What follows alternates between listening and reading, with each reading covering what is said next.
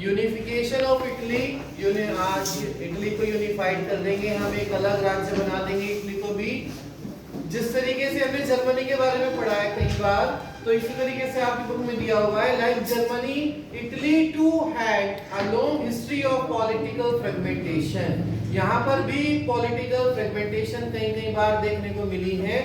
कई बार इटली को भी जो है लोगों ने एक यूनिफाई करने के लिए रिवॉल्यूशन किए हैं।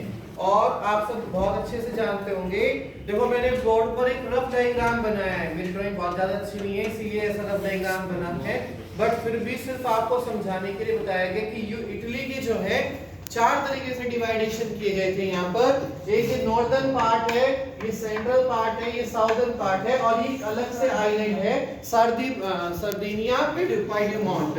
सबको पता होगा, बुक में ये चारों के चारों नाम बहुत क्लियरली दिए हुए हैं।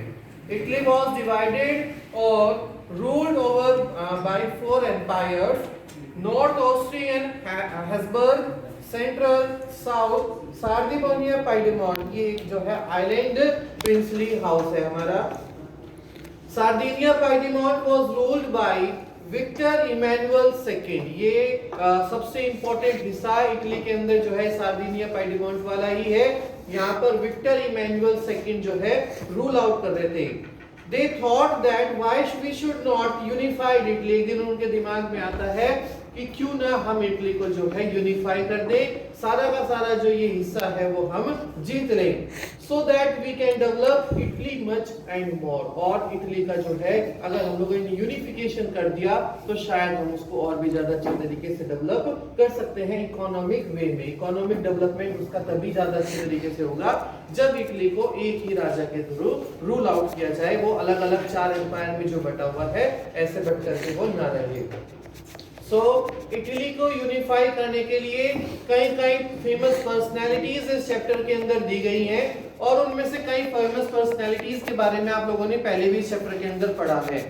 The important personalities which played an important role in unification of Italy, वो कौन है? सबसे पहले आता है गिस्सीपी मज़ीनी। गिस्सीपी मज़ीनी के बारे में तो आप लोगों ने पढ़ा था, 1807 में जिसका जन्म हुआ था, जिसने सीक्रेट सोसाइटीज बनाई थी, जिसके लिए ड्यूक मेट्रिक ने भी एक शब्द का इस्तेमाल किया था, he is the most dangerous enemy for our social orders।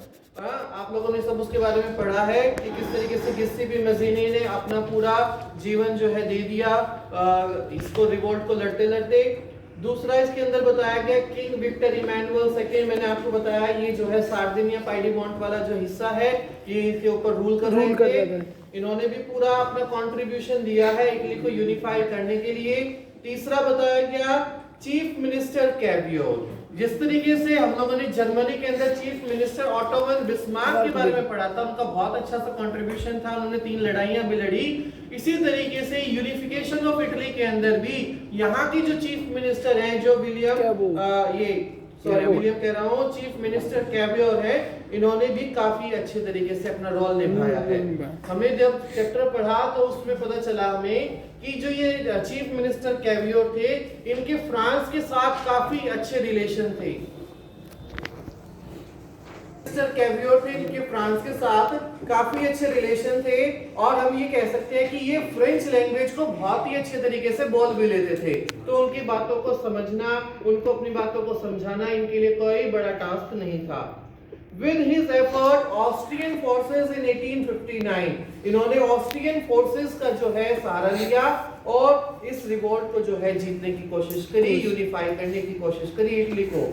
He was neither a revolutionary or nor a democratic। ना तो वो रिवोल्यूशनरी थे, ना तो वो क्रांतिकारी थे, और ना वो डेमोक्रेटिक थे। वो कुछ बस सिर्फ और सिर्फ एक चीफ मिनिस्टर थे, और उनके फ्रांस के साथ काफी अच्छे रिलेशनशिप होने के कारण उन्होंने फ्रांस से मदद ली और इटली को यूनिफाई करने में काफी एक अहम रोल निभाया है। They occupied North Austrian Habsburg Empire, और उन्होंने फ्रांस की मदद से, फ्रांस की आर्मी की मदद से नॉर्थ वाला जो हिस्सा जो हैब्सबर्ग एम्पायर के थ्रू कब्जाए में हुआ था, उसी एरिया को इन्होंने जीतना शुरू कर दिया।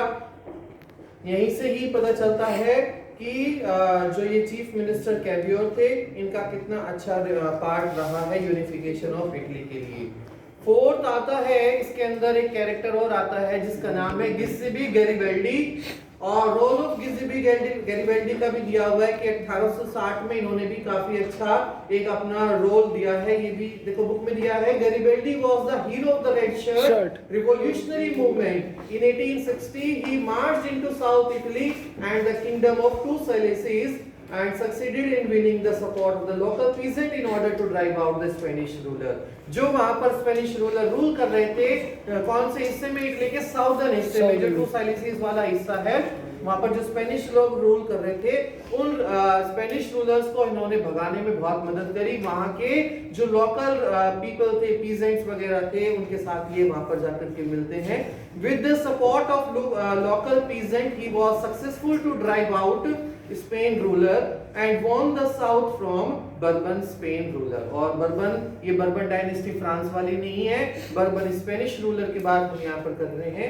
इन्होंने गिस्सिपी गैरिबल्डी ने साउदर्न डायरेक्शन में जाकर के लोगों से, पीजेंट से जो है अपना कांटेक्ट बढ़ाया, उनका फेवर अपनी तरफ लिया और उनकी मदद से ही स्पेन की जो रूलर उस समय वहां पर रूल कर रहे थे उनको भगाने की कोशिश की। Now only the central part which was ruled by pop remains. देखो अब आपने पढ़ लिया कि सार्डिनिया पाइडमोंट वाला जो हिस्सा है वो तो पहले से इटली के पास था।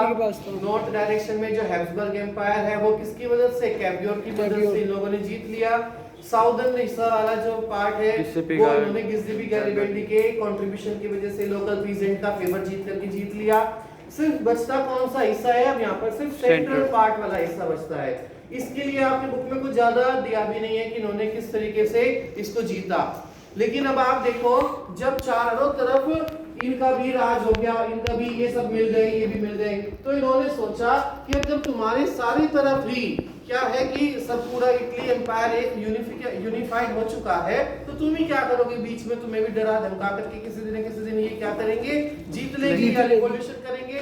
तो इन्होंने खुद ही क्या करना, सरेंडर करना शुरू कर दिया कि अच्छा है, या तो जब लात मारेंगे तभी देना अच्छा है, इससे अच्छा तो अपनी इज्जत बचाते हुए पहले ही सौंप दो ना इस चीज को। तो इन्होंने भी अपने आप को जो है सरेंडर करने की कोशिश की है। तो यहाँ लिखा हुआ है all the now only central part which was ruled by Pope remains, but when they see that all around the regime has came down under the Italian ruler, so they itself started diluting their powers। उन्होंने अपने आप से ही अपनी powers को dilute करना शुरू कर दिया। किसके पास में, बाकी इटालियन रूलर्स को देना शुरू कर दिया कि हम भी जो है आप ही का ही सारा लेने चाहते हैं और आप ही को ही अपना राज्य सौंप रहे हैं।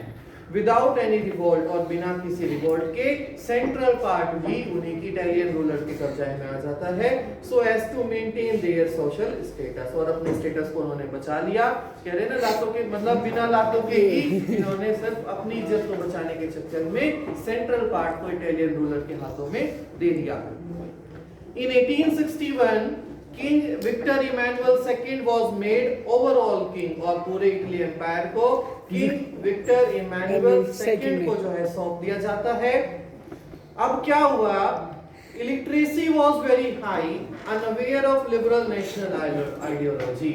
देखो अब आपने देखा जर्मन भी जो है यूनिफाइड हो गया, इटली भी यूनिफाइड हो गया, लेकिन अनपढ़ लोग होने के कारण अभी भी ये नहीं जान पा रहे थे कि हुआ तो क्या, फाइनली डिक्टेटरी तो गवर्नमेंट आई है, डेमोक्रेटिक गवर्नमेंट तो नहीं आई। यूनिफिकेशन हो गया, सारे राजा अलग अलग थे, उनको हटा करके एक राजा आ गया, लेकिन आया कौन फाइनली, गवर्नमेंट ही, डेमोक्रेटिक गवर्नमेंट वहां एस्टेब्लिश नहीं कर पाए। लेकिन क्या करे, मूर्ख जनता है, इलिटरेट है वहां के लोग अधिक से आधे से ज्यादा, इसीलिए दिया गया है इलिटरेसी वाज हाई। इलिटरेसी मतलब अनपढ़ लोग होने के कारण वो अनअवेयर थे कि हम लोग लड़ाई किस लिए लड़ रहे थे, लिबर्टी को पाने के लिए, आजादी को पाने के लिए। आजादी कुछ सेंस में तो मिली कि इतने सारे लोग थे जो रूल करने वाले, अब उनके ऊपर कोई एक आदमी रूल करेगा, बस वो इसी बात में खुश थे कि चलो एक आदमी आ गया हमारे ऊपर रूल करने वाला। और नेशनल की जो आइडियोलॉजी थी, जो राइज ऑफ नेशनलिज्म पढ़ रहे थे कि हमें देश को जो है आजाद कराना है, डिक्टेटर से डेमोक्रेटिक की ओर बढ़ना है, उसकी आइडियोलॉजी के ऊपर इनका कोई ध्यान नहीं जाता है।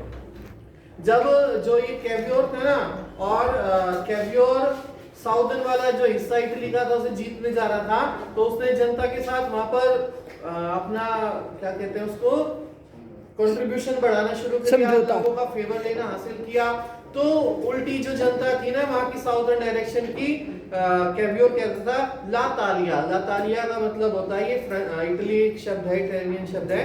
और उल्टी जो जनता थी वो वहां की सोचती थी कि अरे ये जो कैवियोर है ना वो ये कह रहा है शायद कि भैया जो किंग विक्टर इमैनुअल सेकंड है ना उसकी वाइफ को किसी ने कब्जा रखा है, चलो उसे छुड़ाने चलेंगे, इसलिए ये हमारा सपोर्ट मांग रहा है।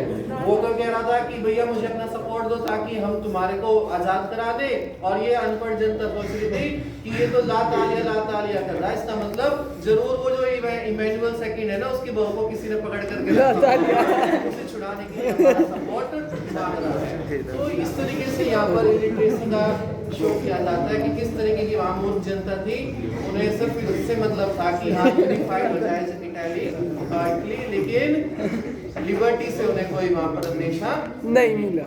तो इस तरीके से हमारा जो है ये सेकेंड यूनिफिकेशन ऑफ इटली भी हमने पढ़ लिया। इटली भी अब क्या हो गया, यूनिफाइड कंट्री हो गया।